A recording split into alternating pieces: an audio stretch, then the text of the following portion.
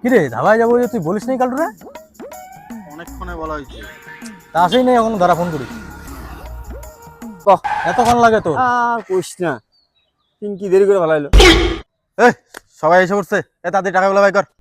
আমার কাছে 100 টাকা আছে ভাই, আমি দিয়ে দিতেছি। 100 টাকায় ধাবায় 100 টাকা? ওই যে ও দিবে। টাকা নাই, 50 টাকা আছে, হবে? 200 টাকা জোগাড় কর, তাইলেই হবে ভাই। তোরা দুজনে 200 টাকা না কোনো ব্যাপার নাকি? হাতের ময়লা, দাঁড়া আনতাছি। কি রে, একটা টোটো ছোটো নাই, কখন ধরে বসে আছি। দাদা একটা হেল্প করবেন? কি হেল্প? আর কোয়েন না, মানে একটা হারাই গেছে, 200 টাকা লাগে, 200 টাকা দেন। তাই নাকি? আপনার নাম্বারটা দেন, আমি যাই দিয়ে দেবো। তোর মতন ভিখারি হাজার দেখি, হাতটা এত সুন্দর আছে, কাম করে খাজা ফট। পারিস নাই না আনতে? আমি জানি তো ভাষণ তুই যে মারতে পারবি। ওইটা কত?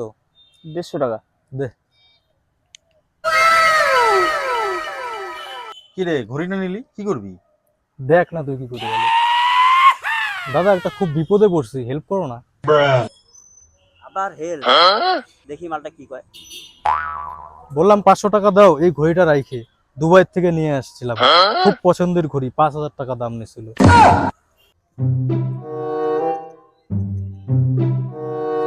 একদম দেবো 400 টাকা।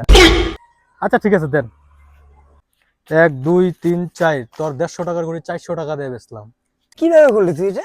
যেখানে সেখানে ভিক্ষা করলে হবে না, লোভ দেখাইতে হবে মানুষের, তাইলে এইভাবে টাকা কামাই করতে পারবি। যা মদ নিয়ে আয়। गजब बेइज्जती है।